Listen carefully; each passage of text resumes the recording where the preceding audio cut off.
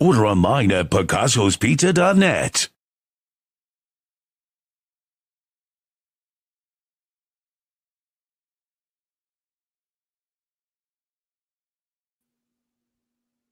What is up, everybody? Welcome to this Trainwreck Sports Podcast. We are here to pay the bills.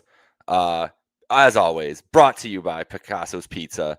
Get your Picasso's Pizza anywhere nationwide at picassospizza.net. Jake Micah here, joined by Mike Bunt, Carson Hayek.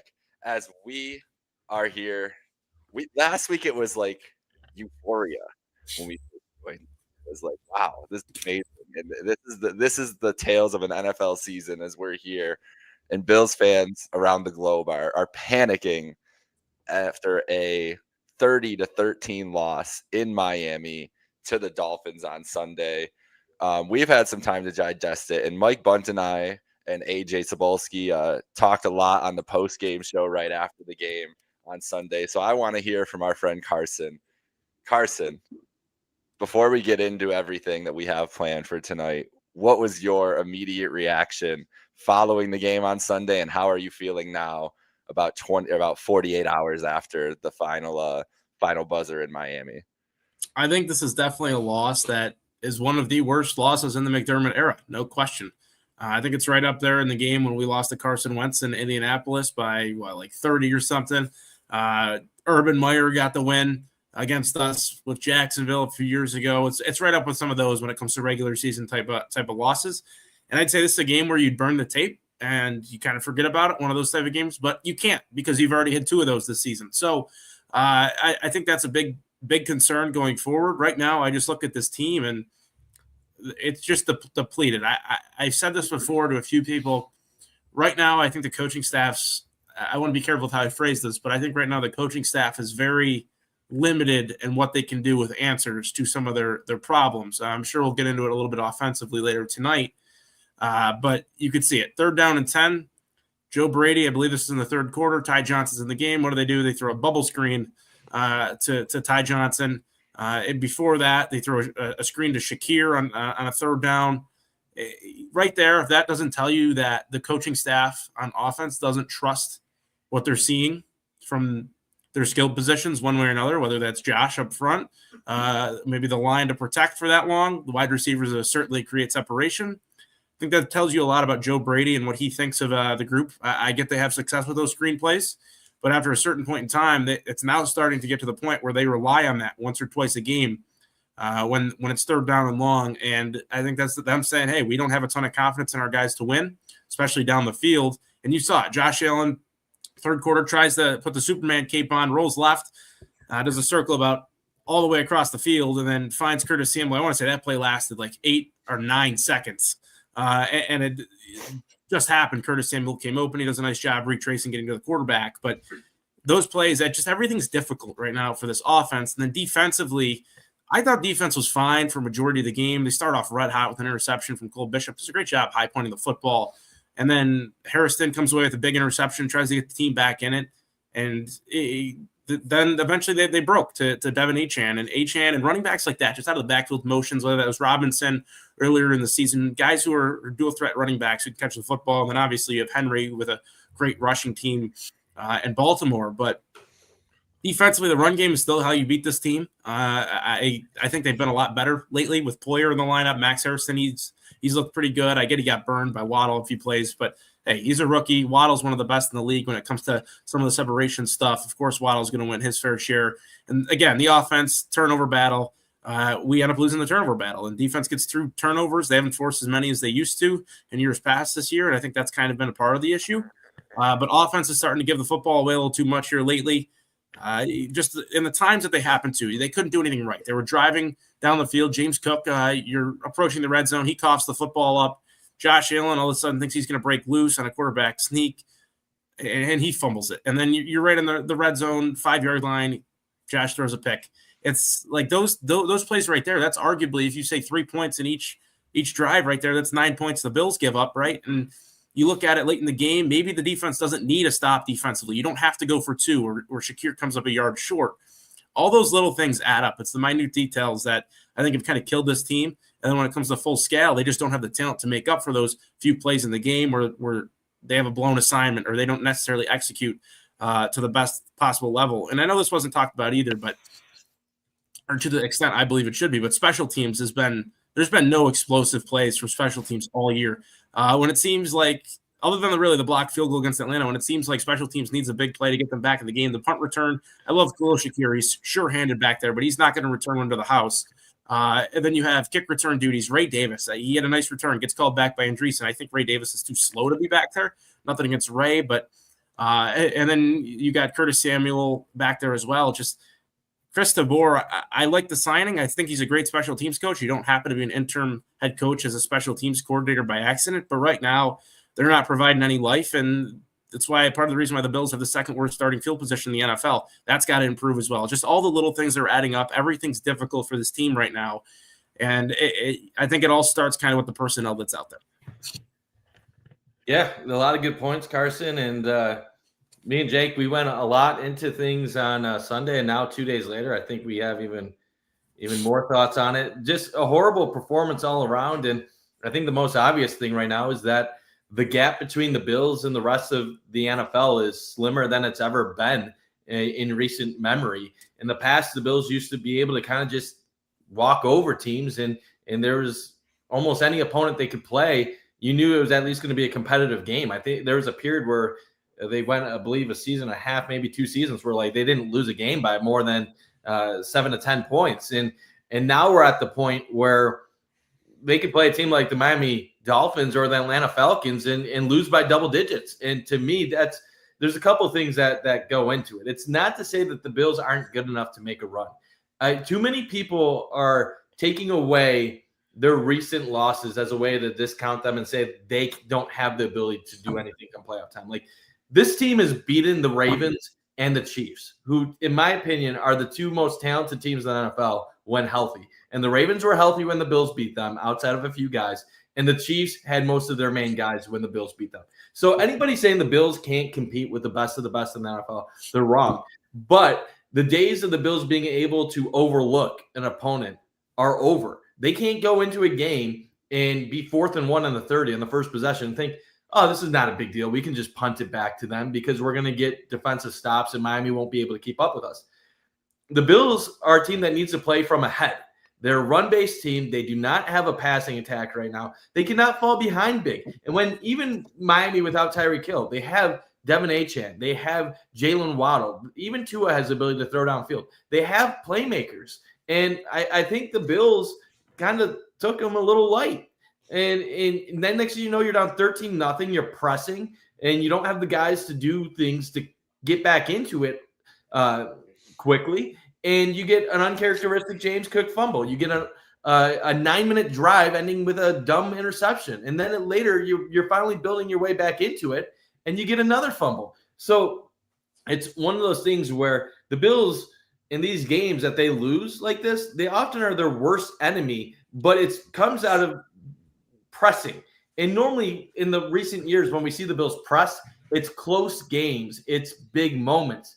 But now it could be the second quarter against the Miami Dolphins. So the talent is definitely not at the point it needs to be. And there's a lot that goes into it. And I know the offense is probably the easy thing, but it's both sides of the ball. The Bills linebackers are horrible.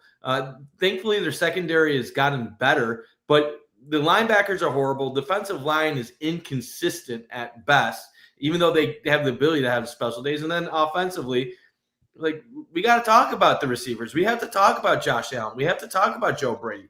Like, this is more than just a receiver problem. It's an offense that is designed for Josh Allen that is a poor design. Like, they need to do things differently if they're going to have success with Josh.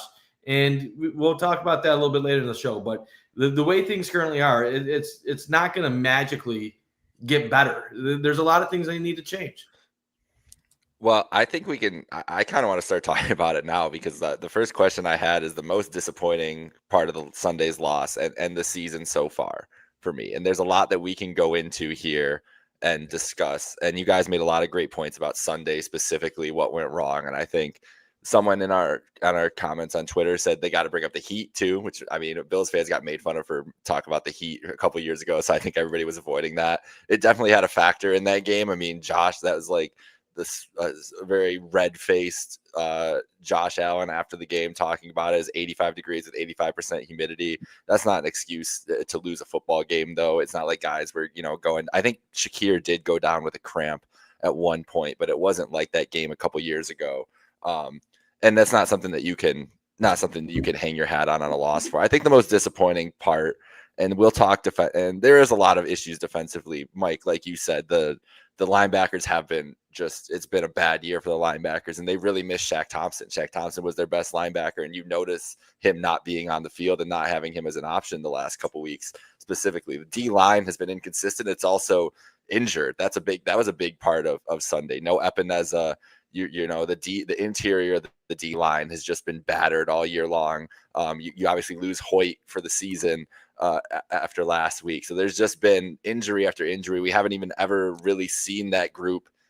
We saw that group at full strength for a quarter and a half in Carolina and saw what they were able to do. And then it all Ed Oliver gets hurt and we won't see it at full strength for the rest of this year. The most disappointing part is with the offense. It is with Allen. It is with Brady. And it comes down to, listen, I'm not just going to sit here. I really could sit here and harp about how the last 4 years, even when the Bills had Stephon Diggs, I wanted them to add to that wide receiver room with Gabe Davis just for this exact reason. For when Diggs had moved on, you had another option in the wings who had chance to build chemistry with Allen, who was able to kind of develop and become that next number one guy and give them those options.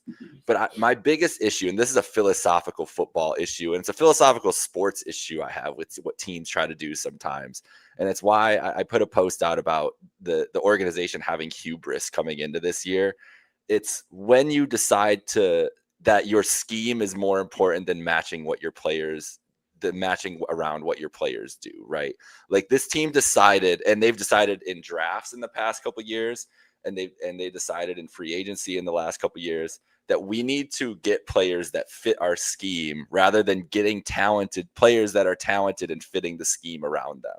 And I think Joe Brady has been the biggest. Joe Brady, we talk a lot about Brady with predictable. A lot of the word predictable has been thrown around this week. I think that's been a thing that we've talked about on this show all year long, is that he's lacked some creativity in the play calling. It seems like rather than adjusting mid-game, he just keeps going back to the same things that he trusts and the things that he's comfortable with.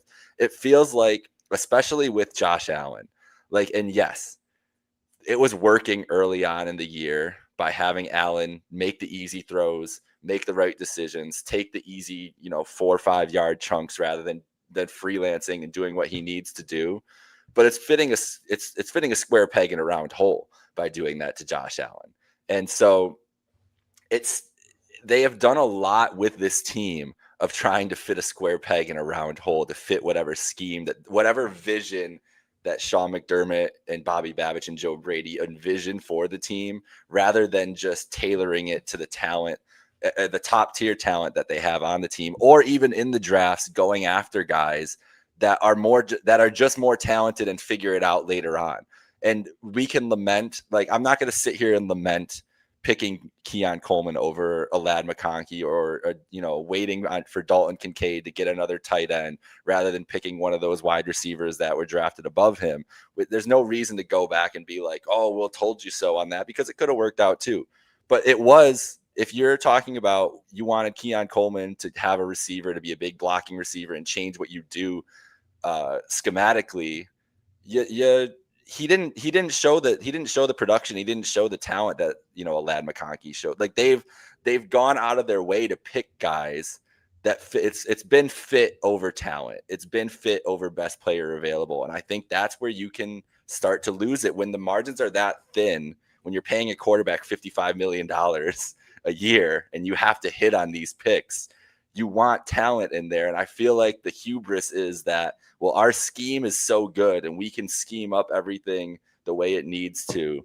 And we have Josh Allen to save us when it breaks down, that it'll work out no matter what. And that's my biggest disappointment, I think, with this team, is that they went against they went against looking for talent and thought that they could outsmart everybody on both sides of the ball. And they're seeing what happens when that little bit of talent advantage, if they had a talent advantage, goes with injuries and whatever else. And it's I don't know what the pivot is.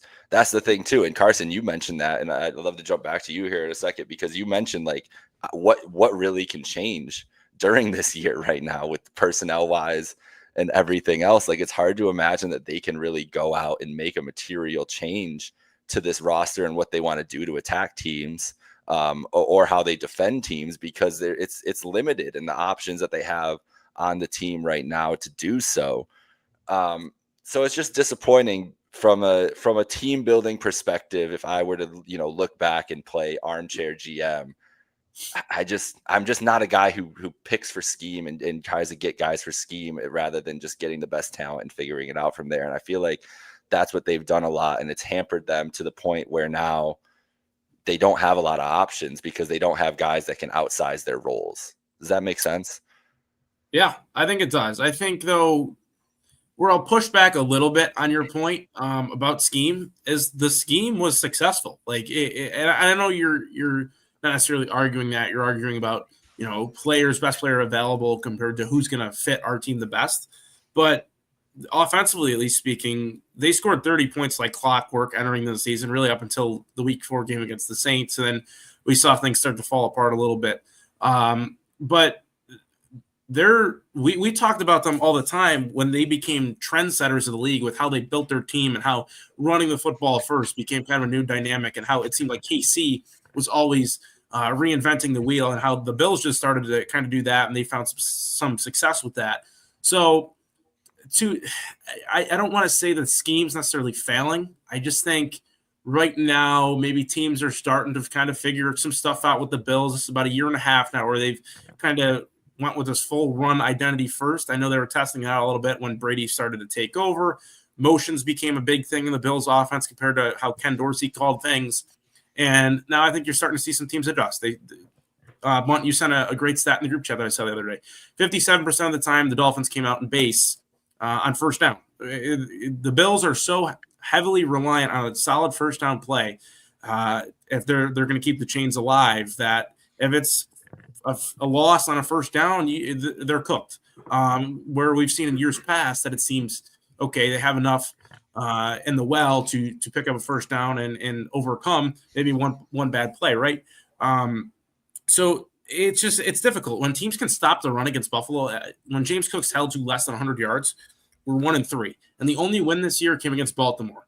I don't want to discredit the win week 1, but if you're playing it by the book, the Bills don't stand a chance in that game. The Bills kind of had some fortuitous bounces. They kind of got lucky to pull that one out. I think that's a fair statement. I think a lot of people would agree with that. So when teams force the Bills to throw the football, it's very cut and dry. The Bills are a team that struggles when it comes to throwing the football for multiple reasons. Josh isn't taking what's given. Start of the year, he was. It was plain and simple. And then, we had this conversation, Jake, about in the fan base wanting to take some more shots down the field. I don't think there's a correlation between the fan base, what the fan base is saying, and what's called and what Josh is deciding on doing. I'm not saying that at all, but I think maybe they try to be a little bit more aggressive. They try to see what they could take some shots down the field, try to open it up a little bit, and they have never recovered since that point in time. It just seems they're out of rhythm offensively. If they can't pick up a good first down play, they're in trouble. They're having a hard time stringing plays together with drives these past 3 weeks. So it's just hard. It's extremely difficult when you're kind of a one-dimensional team. And I said it before. I think them throwing screens on third down and 10 is very telling of what they think of their team. I think they're drastically missing a guy outside right now. Everybody eats. We talked about that and how every now and again it turns into nobody eats. But it's now to a point, especially at the trade deadline. I know it's going to be a hot topic that, well, they probably should have got a wide receiver. Maybe, I don't know about that whole Waddle deal. I know Pelissero reported it, but kind of weird timing to release that day before the game against a team like Miami as well. But it's hard. It's hard right now. Everything looks difficult for this team. And again, I think it's just a personnel issue at this point in time, and it's constricting everything this team does when it comes to coaching staff and X's and O's. I really think it just comes down to a Keon Coleman problem. Like, if you just replace Keon with like any adequate number one receiver, I think this offense would be perfectly fine. And that's why I had a post the other day, like, things are never as good as you think and things are never as bad as what you think. If they just replace Keon with like a middle of the right number one receiver, this Bills offense would be unstoppable. Because what it really comes down to is they don't have a boundary receiver right now that can provide literally anything. Can I add on to that, Mike, for you? Like, and then you jump back in, because one point I did want to mention that I forgot to was that, you know, the evolution of 13 personnel, right? Like, the Bills use 13 personnel almost as much as anybody in the league. The Rams are the team who lead the league in that, right? And the Rams are very good at it. But you know what the Rams have as their one wide receiver in 13 personnel? Yeah, and Devontae Adams or Puka Nacua, right? Like, so I think everything you're saying with Keon, like, he's definitely not one of those guys. He's not even half of one of those guys. I think they thought they were going to get at least some average play from him. And that's really where the miscalculation came in. We had this argument all offseason, and I still have people telling me I was wrong when – yes, it's a semantics argument, but it was a real one. There was two arguments. Did Brandon Beane address the receiver position? And then did he address it properly? Did he address it? Yes. He invested an extension in Khalil Shakir. He signed Josh Palmer to a 3-year contract. He drafted Keon Coleman with the first pick of the second round. He brought in Curtis Samuel. He brought in Elijah Moore. So even last year, he tried to bring in Marquez Valdes-Scantling, like, as a deep threat, and that didn't work. Like, how many, like, this is the crazy part when you think about it. How many misses have they had at receiver in recent years? Like, Marquez Valdes-Scantling comes to Buffalo, he does nothing. And then, like, a couple weeks later, he's in New Orleans, and he's having, like, a 180-yard game. They have guys such as Elijah Moore and Curtis Samuel who have put up numbers at previous stops. Then they come to Buffalo, and they do nothing. And you start to see it happening more and more. This is the issue I do sometimes have. The whole dialogue was that when Elijah Moore came to Buffalo, well, if you did this in Cleveland and New York with Joe Flacco and all these other crap quarterbacks, well, Josh Allen's really going to elevate you. Well, if Curtis Samuel did this in Carolina and Washington, he's really going to be a star in Buffalo. Can we stop having those conversations? It's clear Josh Allen does not elevate the receivers. And it's clear that Joe Brady is not elevating his receivers. But the question is, why is that? So we don't want to, like, say Stephon Diggs might have had a point, but maybe Stephon Diggs had a point. Like, the Bills' passing game has been non-existent since Diggs has been gone. And even before Diggs was in the roster, what did it take for the Bills to have a passing game?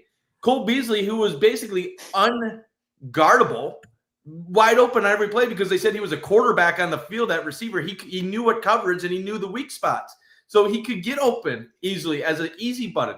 Even John Brown was a vertical threat who could get open downfield. I equate it kind of like goalie in hockey. If you have a top 5 goalie, you're going to win more than you should win. If you have a bottom 5 goalie, you're going to lose more than you should lose. But if you have a middle 20 goalie, you're probably going to win or lose at an average rate, close to what your team is playing on the ice. This receiver, if you have a receiver room that is elite, you're going to be producing way better than you should. I think any quarterback could be in Cincinnati and look like a Pro Bowler. And I think 90% of quarterbacks in Buffalo right now would look pretty poor with this group. But at some point, there was an expectation that Josh was going to elevate these guys to get at least average production. And the problem is Keon is not even getting to that point. And Dalton Kincaid can't stay on the field. And Khalil Shakir has become just a check down wide receiver screen merchant. And they have nobody else that can literally do anything. And this whole offense right now is based on let's run for 5 yards on first down to keep options open on second down. And then hopefully we get the conversion on second down, or we get a third and short, and then we can convert there. And it's about 10 play, 6-minute drives, moving it down the field and taking what's given to you. And this is the part that kind of sucks. Josh Allen don't want to play that way. You can see it. He doesn't take the easy buttons. And when this is really what it comes down to. If the Bills' running game is on, which it is 80% of the time, no worries during those games because they will just pound you and pound you and pound you. And eventually James Cook is going to get an explosive, and then that'll open up the passing game, and they'll be fine. But when a team like Miami or when New England did this a little bit to Buffalo stops the run and forces us into a passing type game, we can't do it. And the fact of it is we just don't have the guys right now at receiver to get it done. But that's not the only issue. And like you mentioned it, the Bills were ahead of the trends a little bit with running the ball. A lot of teams went to running the ball more. A lot of teams like Seattle pass out a heavy formation. But Seattle has guys that can make plays downfield like Jackson Smith and Jigba. They just made a trade for Rashid Shaheed. They have other receivers that can make an impact down the field. The same thing with LA. So it's like the Bills, in a way, knew what they needed to do formation and scheme-wise, but they just don't have the guys to execute it.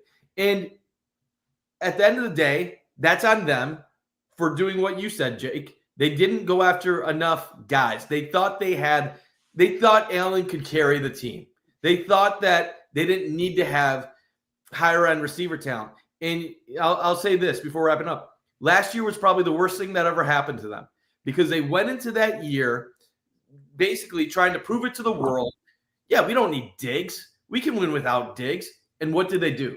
They did win without Diggs. They won. They got an MVP quarterback. They got within a drive of the Super Bowl.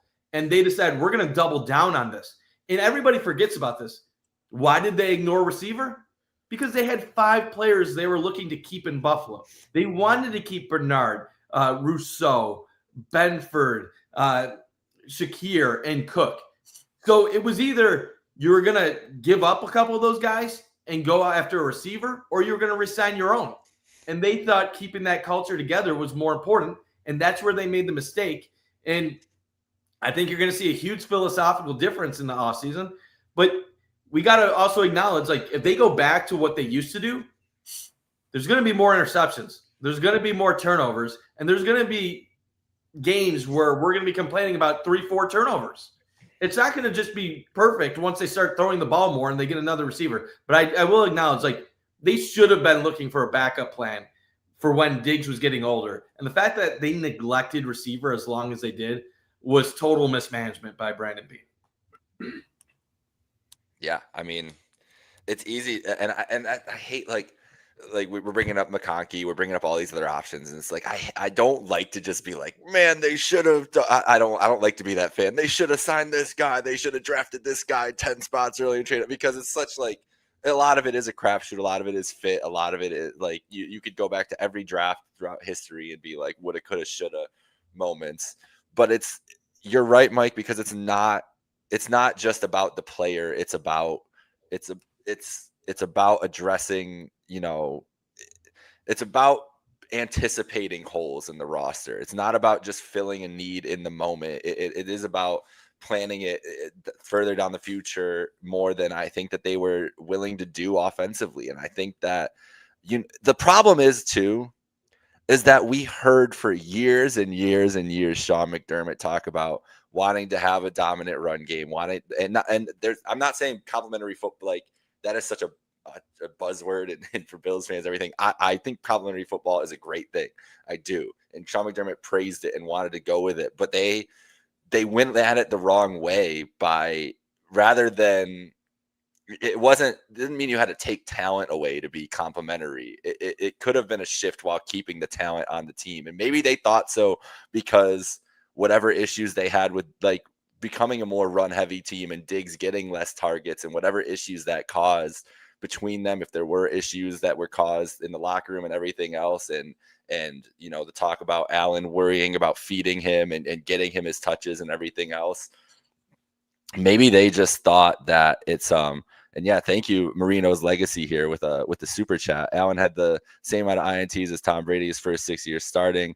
Allen was second in NFL passing attempts from 18 to 23 while leading in air yards. Why the velocity to a more ball control offense?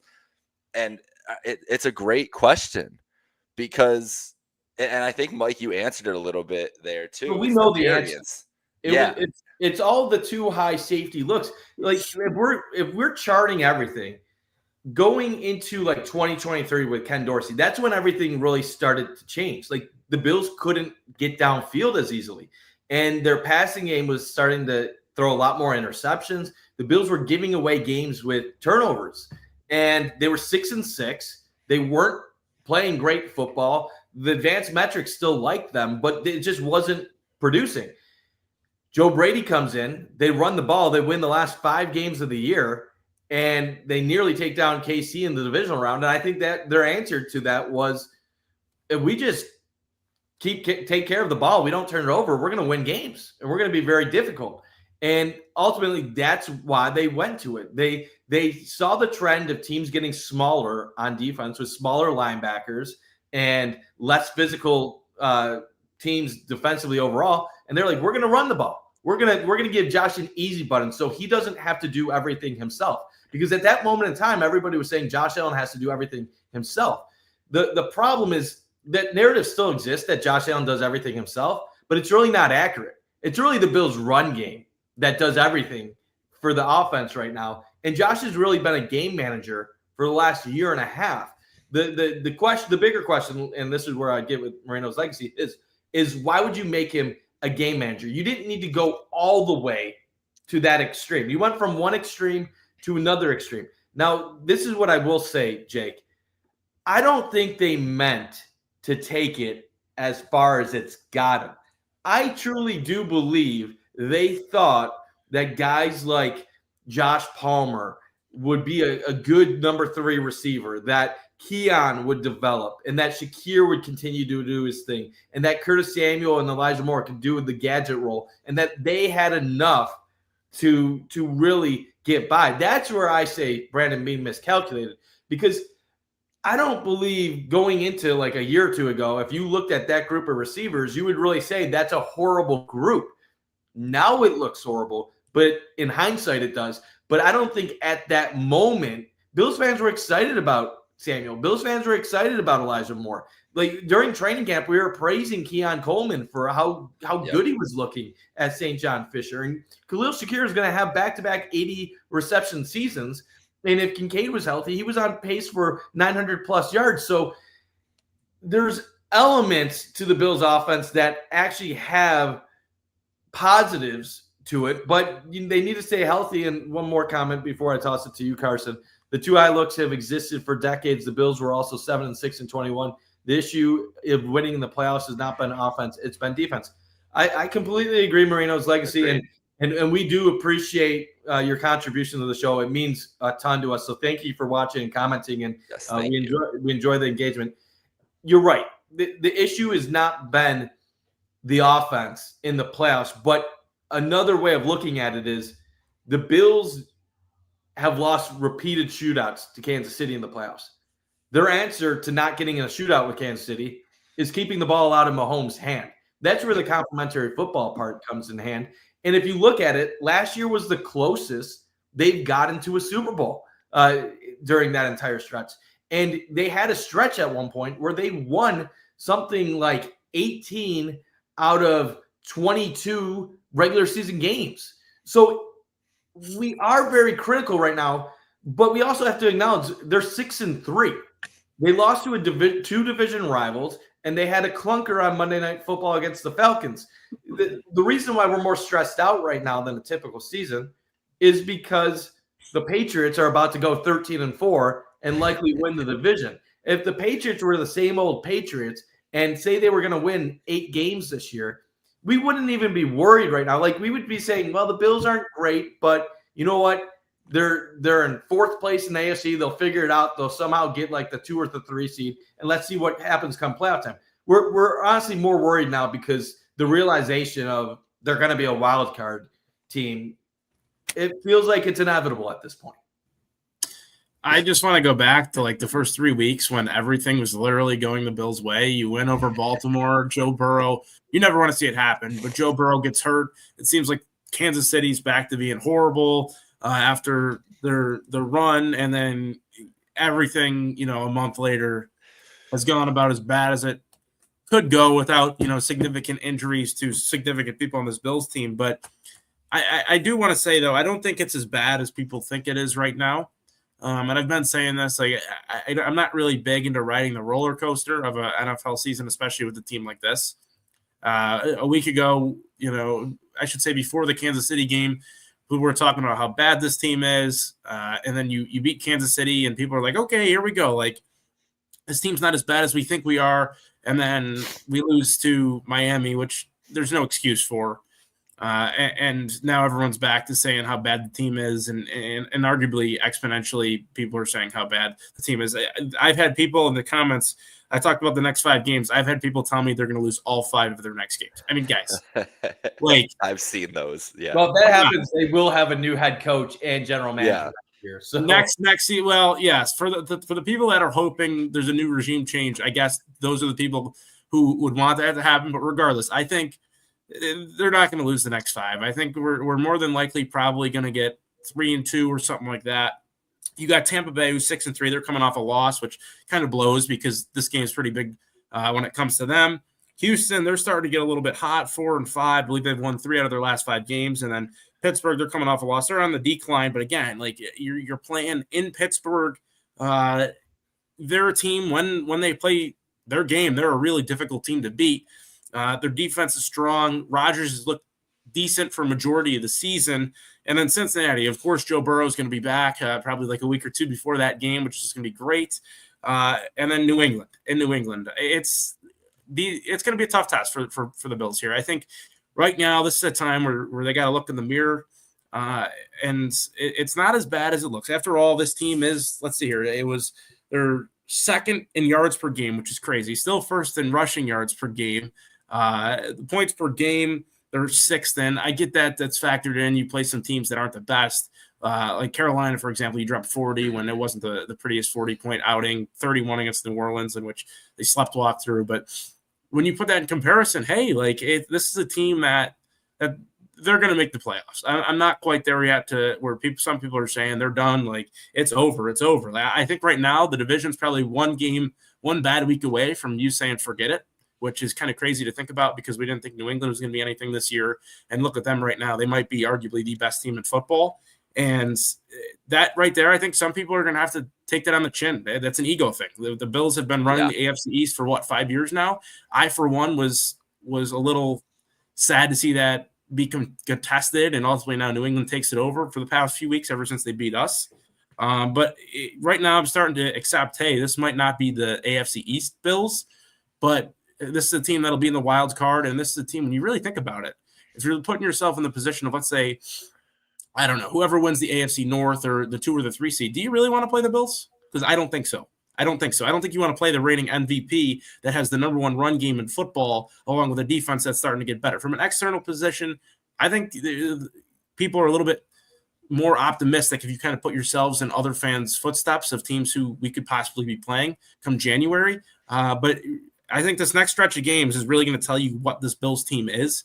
2-3, a little bit of a bummer. I think this team's 3-2, if not better than that. And I think this is a team that probably finishes 11-6, 10-7 floor. But regardless, I think this is a team that's in the playoffs here, and nobody really wants to play them. Yeah, let's talk about the games. What is the next 5? Like Tampa. So Tampa 6-3. Then you go on the road to Houston, which is real fun, and then you stay on the road with Pittsburgh, and then you come back home against Cincinnati, and then you go on the road to New England. And then after short that, week for Houston too, Thursday night. Then after that, I think you finished with like Cleveland, the Jets, or Cleveland, Philly, and then the Jets. So take that for what you will, but interesting. It is. And you mentioned about the wild card and where they're at, and it would be a situation where if they're a 6 seed, going to, Denver. I don't even know. Denver. It's gonna be like the Bills are like 1-point favorites or something, even in Vegas. Like, they would probably be favored in one of those matchups in the playoffs. Like, that's what I mean. Look at the Vegas odds right now, even.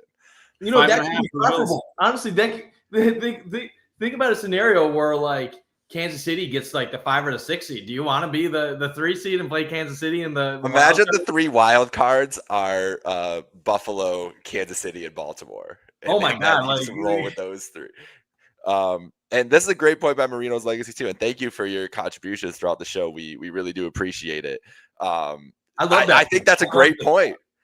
And also, everybody is like, oh man, it's, I saw a lot of tweets like this. It's going to be disappointing if the last game in Highmark is that Jets game. But man, think of the pressure it would be if it was a playoff game in Highmark. Like the amount of fervor that would be in there. Send them off with a big win. Send it off with a big win over the Jets and go on the road for the playoffs. And yeah, don't be in Buffalo for that. Don't hear the whispers all week. Get on the road. Crazy point. What would you rather have?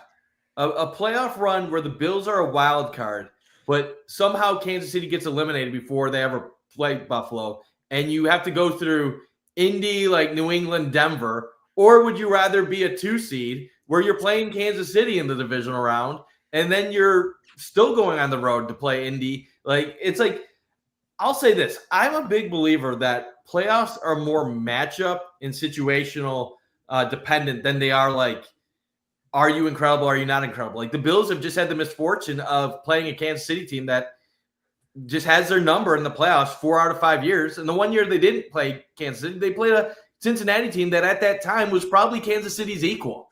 So like the 5 times the Bills have lost in the playoffs in the last 5 years, it's not like they lost to anybody that was bad. Like if the Bills were the 6 seed and they're playing Denver the 3 seed in the wild card round, you're going to probably feel confident. Say you win that. Say you win that game. And then Indy's the 1 seed. Say New England's the 1 seed. Are you going to be like super afraid of playing New England in the divisional round at New England? Like, yeah, you could lose, but it's not as intimidating as going to Kansas City. By that point, Kansas City's already going on the road probably against Indy or playing some other teams. Who knows? Maybe somebody does you a favor and they eliminate them, and you're 1 game away from playing Indianapolis in the AFC Championship. Like I'm not saying they're going to make a run. Like this team is less talented than past teams, but there is an element of like taking some of the pressure away from this team. Like I look at it like this. They have 2 months now to figure out what they want to be when it matters the most.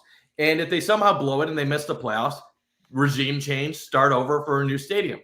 But if they make the playoffs and they find what they want to be heading into the playoffs, it might actually give them a little bit more of the us against the world type vibes if they are a wild card. And it's not like it's impossible. The year Tom Brady won the Super Bowl with Tampa, they were a wild card team, and that team was struggling the whole season. And they got hot at the right time, and they took it to a Super Bowl. Like, I don't know why people are just assuming this Bills team can't figure it out. Just because it hasn't happened the last 5 years doesn't mean they can't figure it out. Yeah, it's a tough conversation because I still think they're a contender, but it's going to be awful difficult. Like as a wild card team, I said this to Jake a few weeks ago over text. I think we're due for a wild card team to go on a run. But in the year that everybody seems, I think they're a contender because everyone else is a little bit poor, uncertain. That's how I'd phrase it. I think that, and this is just big picture about the AFC and everything else too. And Mike, you've talked about it a lot with the, the positioning of where the bit, like how disappointing it is where it's a year with KC and Baltimore down and Cincinnati down, and these things are happening too. But I think it's also just part of it is it's not a full changing of the guard, but these teams have now caught up. Like there is Buffalo, Baltimore, and Kansas City have dropped a level, but also these teams have risen a level. The New Englands, the Indies, the Denvers of the world. But this AFC, when you look at this AFC, it doesn't feel like none of these teams feel, and that's why, we were talking about it a little bit earlier. It's like, well, the NFC feels like, the NFC feels like they're better positioned in the Super Bowl no matter what this year is, because you feel like you can, the hierarchy there. Like even with this hierarchy, and especially with only 9 to 10 weeks in, how many teams do we see it? Every year there's teams that start 8-2, 7-3 that end up 10-7, 11-6. Like it's without fail. One of these teams, Denver, New England, or Indy, I would bet that one of them ends up with at least 6 losses. Like just by the nature of how the NFL works. Now, maybe they are the new guard and they'll take over and they'll all be 13-3, 13-4, and 14-3. And there will be a clear hierarchy from those teams. And now the Bills and the Chiefs are now the second tier team who have been there before in the past, but they're just not the same talent level. There's the new young gun team and everything else. But it feels like more that just the playing field has evened out, where in years past, it was clear, like, Baltimore, Buffalo, Kansas City, and everybody else. And now those teams are all still really, really good. But it's just the floor has been raised throughout the conference. And that's the uncomfortable feeling. And that's why you bring up the issues with, Carson, you brought up, like, man, it sucks it sucks coming to the realization of not being dominant in the AFC East anymore. Like it really, you thought you would have had that. It was really fun, right? Like after all those years of not winning, to just dominate, not even have competition in it. But that's not how the league usually works. Like usually you have a team who's going to punch above its weight and contend with you every couple years. And usually you're going to lose, the division. Look at a division like the NFC East. Like recent years, the Eagles have dominated it. But how many years did they go where it was a new team every single year AFC North winning that division? The AFC North, yeah, except besides the Browns, like they were trading it back and forth every year. And even if even if it wasn't, you weren't winning that division, they were getting 2-3 playoff teams in there. Like having competition in your division is just, sometimes it's just how the cards are dealt. And so I do think a lot of it, I think you guys are both right. Like a lot of this fan fervor and everything else is just the fact that New England has made this run now. And it's like, God, and I've been saying it too the last couple of days. If it was the Jets or the Dolphins, I wouldn't be as upset either. Like truly, the fact that New England, that after the run that they had, are now getting this, this upswing that they're getting, it does bother me just a little bit more than if Miami and the Jets were able, because it's somewhere deep down to be like, you know what, good for those fans. Like they've suffered a lot, both the Jets and Dolphins. Don't want to see them do well. But New England doesn't deserve, like the Patriots don't deserve this. They don't deserve to have another all-time great quarterback there and have another, potentially all-time great coach there and everything else. So I think that it is, when you're just talking about it from a strictly emotional level, the fact that it's New England doing this right now in this moment, and the fact that it's Stephon Diggs on that team too, who like it's a lot of just a little bit more of twisting the knife in there where it bothers you just that little bit more. But when you look at it holistically, none of these teams they're playing better. And I don't know what pivots the Bills can make. I want to hear what you guys think. Carson, before you have to go, I want to hear what you think they can actually do to change things, if there is anything that they can change through the year. But there's a reason that Vegas still believes in this Bills team. They are still among this, circle of teams that has a chance to win the Super Bowl. It's not going to look the way it's looked in years past, and it's not going to be Buffalo and KC and everybody else once we get to the playoffs. But this AFC picture, once we get to the playoffs, like no one's going to be sure. Like there's no pundits, there's no national media that are going to be like sure, unless people are just picking KC and just, riding off of that and just going to roll with that, say, until KC loses, we'll just keep going with them. No one's going to be sure of what happens. No one's going to be confidently picking one of these teams to get through. And I think that just says more that it's more of an even playing field than it has been in years past. And just across the league, like there's more parity in the league this year specifically than there has been in years past. But Carson, is there anything the Bills can change? What do they need to change anything? Like, what are you expecting to see differently, if you're expecting to see anything differently over these next 5 weeks of this stretch that is so important to them? It's just, it's so hard because I kind of agree with the coaching staff, and they've shown, I don't know how many times I can say this, it's just they don't have the resources to make drastic changes right now. It's Mecole Hardman, he's probably going to be a guy who returns kicks and punt returns and probably tries to help out in that aspect. I highly doubt he's going to be a guy that comes into the wide receiver room a ton. And then you got Gabe Davis, I guess, who they're probably going to give a bit of a leash to, try to see what he can offer. If you're talking personnel changes offensively, I guess that's kind of where you go. Defensively, you just kind of hope to get healthy at this point in time. TJ Sanders activated off of IR. Hopefully Milano, Bernard, those guys have been underwhelming, but hopefully they can stay healthy. Shaq Thompson hopefully can come back soon. And then offensively too, I forgot about Josh Palmer. Hopefully he can get healthy, and then Kincaid comes back whenever his hamstring decides to feel okay. That's as far as you can go personnel wise. Health hasn't done you much favors, but I think X's and O's wise, they do have to just kind of stick with what they do well. The ground game is where they're at. I think you're going to live and die by the run game. If this team figures it out, it's going to be because they've ran the ball well. That's a great comment. Mecole Hardman will be running some jet sweeps on probably 4th down and 1. But as far as they have to stick with what they do well, and they run the football better than anybody else in the league more times than not. If they're going to win football games, it's going to be doing that, because right now they've shown that they can't throw the football consistently and effectively. So when it comes to that, if they're going to get better, I think it's because they're going to maybe take a shot down the field. They're going to have to be more efficient connecting down the field when they do take the rare shot down the field. That'll slowly back teams up. If you take a few more shots on the field, they'll at least respect it a little bit more. Hopefully, because of that, teams will maybe lighten the box up every now and again, and you can run the ball a little bit better. But I don't think the answer to this is let's just throw prayers down the field and shot plays, because we've seen that's when Josh and this offense get themselves into a bit of trouble. And if you do want to go back to that play style, they don't have the talent to get back to that play style. So you're damned if you do, damned if you don't. At that point, you might as well do what you do well, and that's running the football. And when you come out in that 13 personnel, teams are going to try to match it with base defense, bring in guys a little bit heavier. Hopefully you have a guy that can, not named Keon Coleman, maybe get a look there, whether that's one of your outside guys. But Samuel's a guy who I expect, if he can stay healthy, he could provide some reinforcements. But it's just they're so limited in how they can adjust right now. And this is probably my last point before I head off, but I'll give a quick score prediction on Tampa too while I'm at it. But I think this week, Tampa's a team, they can stop the run well. I believe they're top 10? Yeah, top 10. They're 11th in the run game, 24th in the passing game. This is a week they're going to have to run the ball effectively. Passing-wise, I think if they're going to open it up a little bit, it's going to be this week against a defense that struggles to play against the pass, and it's going to be difficult.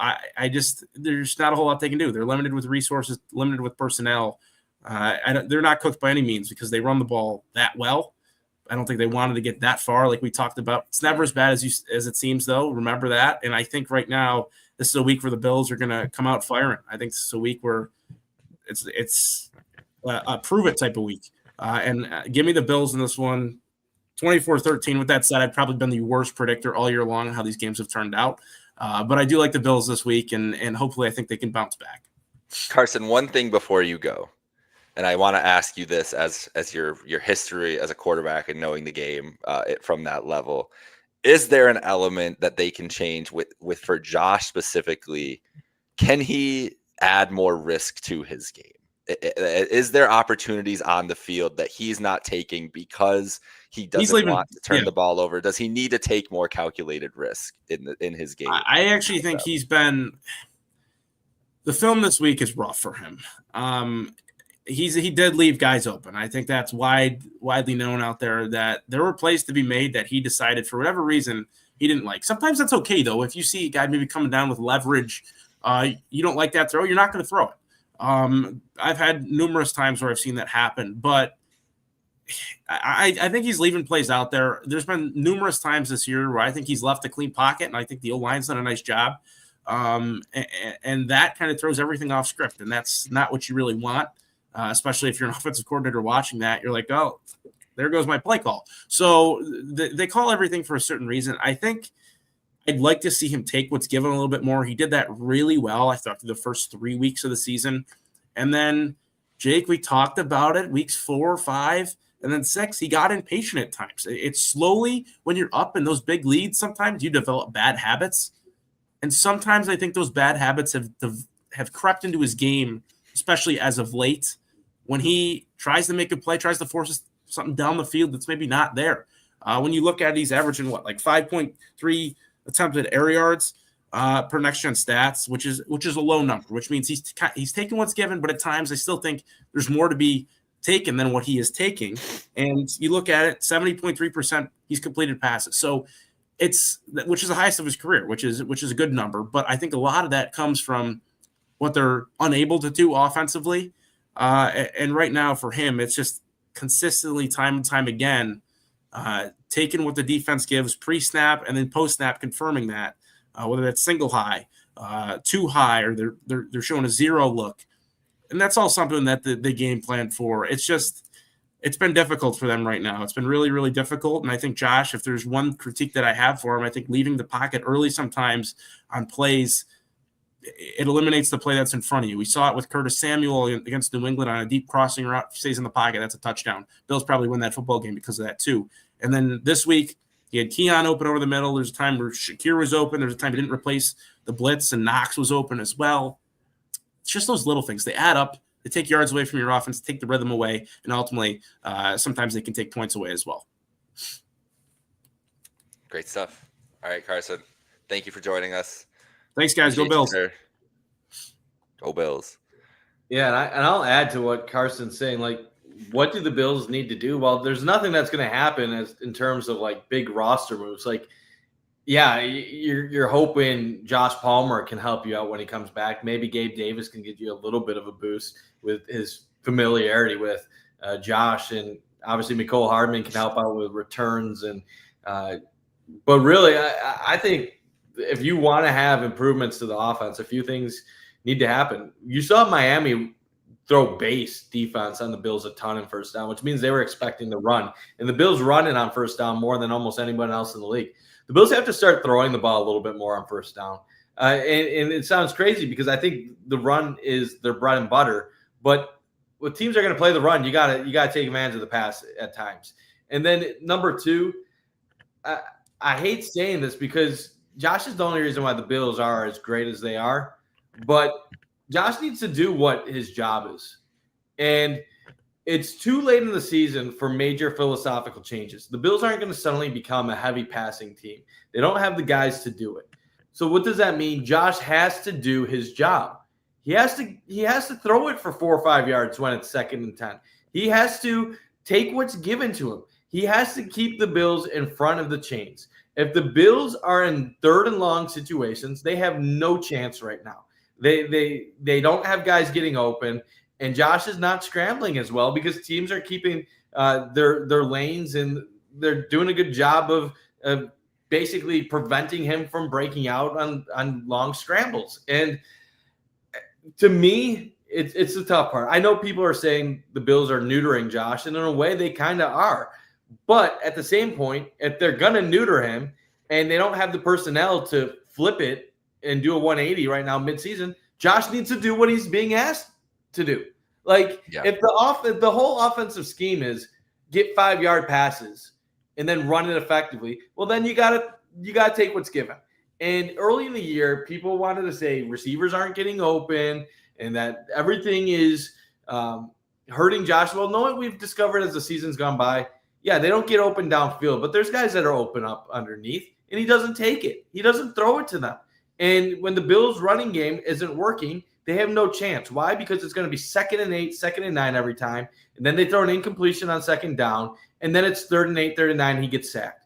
And in the past, he could scramble for 10 yards. He's getting sacked at a rate 3 times, almost 3 times as high as he was last year. The Bills didn't turn the ball over last year. What are they doing this year? They're turning the ball over more. So they're not generating takeaways. They're turning it over more. And Josh is not taking what's given to him while getting sacked more. So basically what you have to do, you have to reduce the sacks. You have to find a way to reduce negative plays by just, if it's a 3-yard pass on 1st and 10, if it's a 3-yard pass on 2nd and 7, take it. 3rd and 3, 3rd and 4 is better than 3rd and 8, especially with this offense. I don't trust them anything beyond 3rd and 7 of converting right now. So it sounds awful, but you need Josh to play like a game manager. You need him to be not Trent Edwards, but you need him to take the easy stuff. And if they do, that's the only chance that their offense will be able to have maximum efficiency going forward.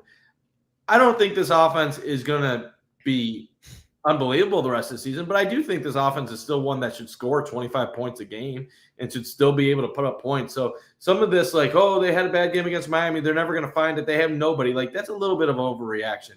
But I don't think there's too many changes they can do. I think they just have to mix it up a little bit more. And I do think that this is going to sound crazy. Josh Palmer and Gabe Davis can open things up a little bit in the intermediate parts of the field.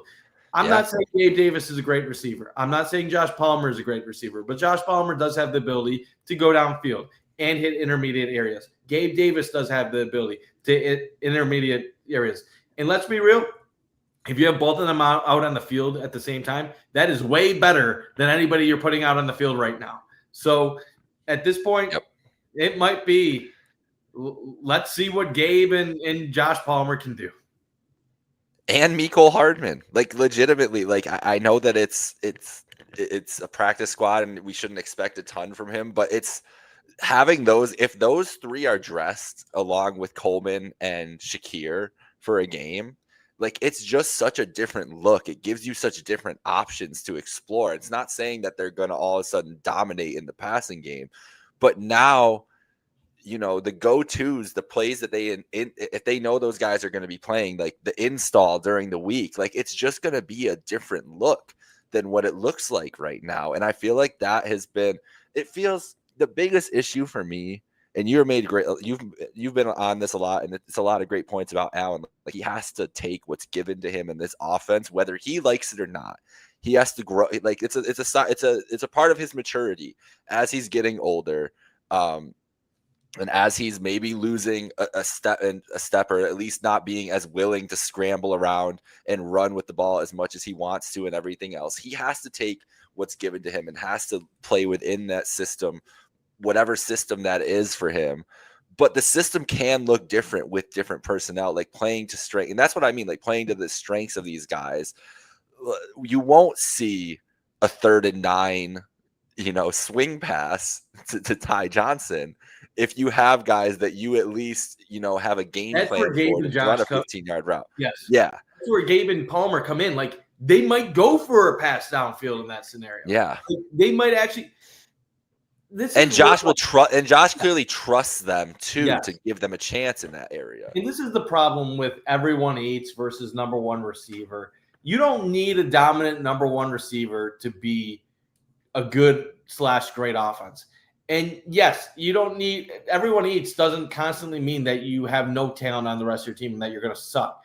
There's a healthy in between. Like a Gabe Davis and a Josh Palmer, they might not be good, but if they can earn a little bit of respect from the opponent, they can at least open things up that tiny bit that maybe you need to get your passing game back on track a little bit. And everybody acts like you need Stephon Diggs or you need Jamar Chase to like throw the ball. No, you don't. You don't need that guy, but you need to have something better than what Keon Coleman is. And that is ultimately the problem. If you had, I'm trying to think of like, if you had John Brown right now with Khalil Shakir, Josh Palmer, and Curtis Samuel, I think the Bills offense would be okay. Like, I think they would be able to pass the ball okay. John Brown would be like an okay enough receiver to get things open a little bit. If you had Cole Beasley instead of Khalil Shakir, and then you had a mid-level number one receiver, like you would do things differently. Like I don't think the whole group is awful. Kincaid can catch passes. Shakir can catch passes. But you need a little bit of pressure off of them because when they're not doing their thing, there's no one else. So I hate when we say the whole group is horrible. Kincaid has top echelon pass catching tight end ability. And Shakir is on pace for back-to-back 80 reception seasons. Like those guys don't suck, but they need a little bit more help. And when Josh Palmer went down, I don't think it's a coincidence that when he went down, that's when the passing offense went away. Agreed. Because Keon's being asked to carry the entire load. And the only other outside option they have is an undrafted free agent special teamer and Tyrell Savers, who we didn't even expect to see the field much this year. They're playing with a second-year pro that's not good enough and a third-year UDFA that shouldn't even be on the field for offense outside of blocking. So everybody's going to be like, oh, this is a sign everyone eats sucks. No, it's a sign that they didn't give themselves the right outside receivers. Like, yeah. And that's the thing too with Shakir and Kincaid. Like, where do they do their best? If they're even going to be down the field, where is their best work going to happen? It's going to happen in the middle of the field. But when you have teams just clogging up, you have teams putting 9 guys in the box and clogging up the middle of the field. You have to have someone to at least put pressure on the boundaries, and someone that Josh is willing to test on the outside with. And he's just not. Whether he Notice should it all be or went he's down. It all went down when Josh Palmer got hurt. They were throwing it like it was ugly at times, but he was throwing for 250 around against New England. He was making explosive plays still in that game. It wasn't always pretty, but they were doing things. As soon as Josh Palmer goes down against Atlanta, the whole offense stopped being able to throw the ball. And I'm telling you, Josh Palmer is a huge factor on this team. He might not light it up in the box score, but Josh Palmer is important. And once he's fully healthy and you add Gabe Davis, I think this past game, it's not going to look like it did in 2020, but I think it's going to look improved versus what we've seen all season. Agreed. And I think that the biggest thing is that no matter what, getting these guys back, and putting Gabe on the field and putting Palmer on the field, if that helps the quarterback's confidence, if it helps him with trust in his receivers, because that's as much of it as anything else. Like, we're not going to sit here. We can't sit here and psychoanalyze completely, but it's part of how I watch sports and everything else. The guy's not – Josh Allen is one of the streakiest guys, right? Like, that's what he is. He's an emotional football player. It's why you ride the roller coasters and the ups and downs of everything.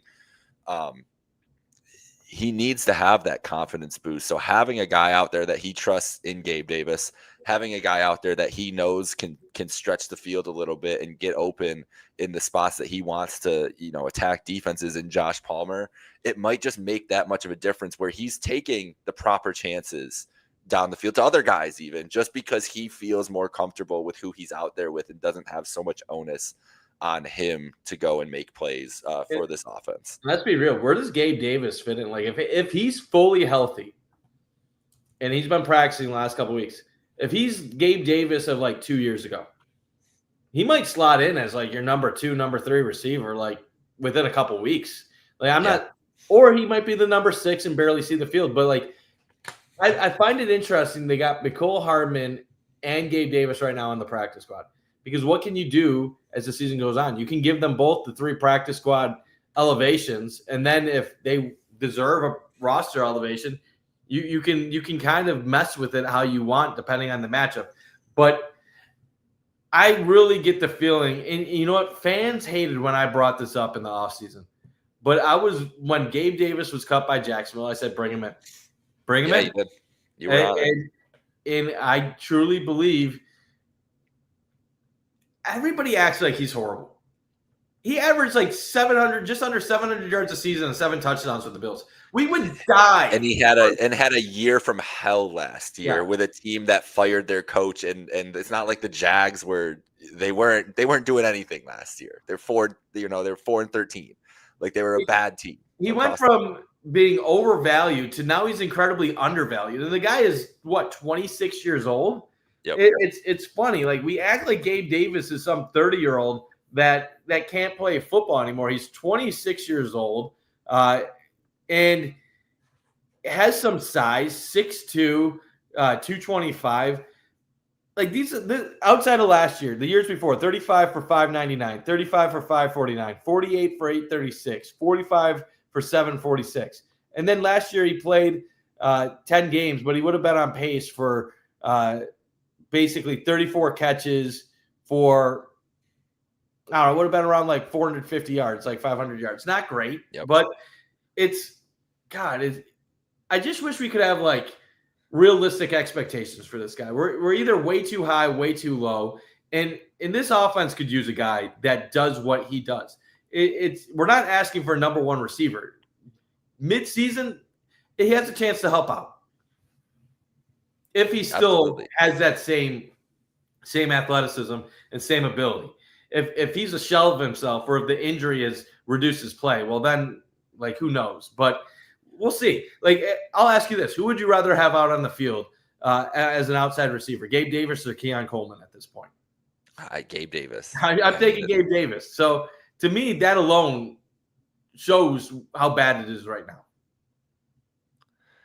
So we'll see what happens. Gabe Davis, he's about 15 yards of reception throughout his career in Buffalo, which would put him right up there with Palmer and Kincaid at the top of the Bills right now. So I mean, it's just, if you're looking for and those are the two guys that you would say are the most effective in the intermediate pass game for the Bills at this moment. It's just interesting to see what he could do, and maybe it is. And I know we got some comments in here about, how he did with Brady. 6 out of 8 games, 0 catches under Joe Brady. It's true. I mean, that's fair. There's a lot of Joe Brady questions that we have to see. I want to see with different personnel what he does, and because he knows he's under fire right now too. Like if anybody knows, Joe Brady knows that he needs to change something up, and he's heard it from his head coach. His head coach has thrown him under the bus the last couple of weeks. So we'll see. They have this is an inflection point for this whole regime going into this stretch, but specifically this game coming up on Sunday against a good Tampa Bay team. Mike, let's get our predictions and let's get out of here. I've got the Bills. I think the Bills. The story of this Bills season, I think the rest of the year is it's going to be a roller coaster. I think they are 11-6, 12-5 team, 10-7 team, somewhere in there where you can't really predict, and it's going to be matchup dependent. This is a beat up Tampa Bay team as well, on both sides of the ball. I think it's going to be a lower scoring affair, but I think the Bills will win 20-16 on Sunday. I think they get a win back home in Buffalo. Yeah, I picked 12-5 before the year. Normally I'm within one game of their final record historically. So that probably is saying 11-6 at the end of the year, maybe 10-7. I'm going to go 27-24 Bills win. It's a home game. I feel like this team plays much better at home than they do on the road. And that's, not just based on this year, but last year where they didn't lose one game at home. And this year, the only loss at home is a last-second field goal against the Patriots. They just look different at Highmark Stadium. And maybe that's something to pay attention to going forward. I'm going to say a close 3-point win. Bucks cover the spread, but the Bills get a win. And then Thursday night, that's going to be an interesting one against Houston. So that'll be you win the next 2 games and you get to 8-3, and somehow the Patriots lose a random game to someone. Suddenly we're talking about the division and the 1 seed again. The only issue is with losing to Miami, your tiebreaker situations are almost impossible. But we'll see what happens down the stretch. But yeah, I think the Bills win, and we're going to feel a little bit better after this week. I just will say weird things happen on short weeks, and it's a Thursday night game for the Patriots this week against the New York Jets. So just, if the Patriots lose, possible, but if they lose Thursday night football, we'll feel a lot of different feelings going into Sunday. And we just saw last week that Denver pulled it out, but they had a lot of trouble with a team that everybody thought they would kind of roll over and is much superior to, and a division rival on the road when they played the Raiders. So interesting stuff. We'll see, but we paid the bills. Shout out to our sponsor, Picasso's Pizza. Get your Picasso's Pizza anywhere nationwide and in Western New York at picassospizza.net. For Mike Bunt, this is Jake Micah. Thank you, Carson Hayek, for joining along. Thank you, Marino's Legacy. Shout out for the support and all the comments from everybody in there on YouTube, on X, on Facebook today. We love the engagement. Keep this thing rolling as the season goes on. Here's the thing. No matter what's going on with the Bills, now I haven't had to do this show during a really bad Bills season, but I will be here Tuesday night by hook or by crook, no matter what's going on there. So you can count on us to bring you all the Bills talk all season long and through the off season. So thank you, everybody who has supported the Pay the Bills podcast and continues to support. We'll be back next week to talk it all out. Go Bills.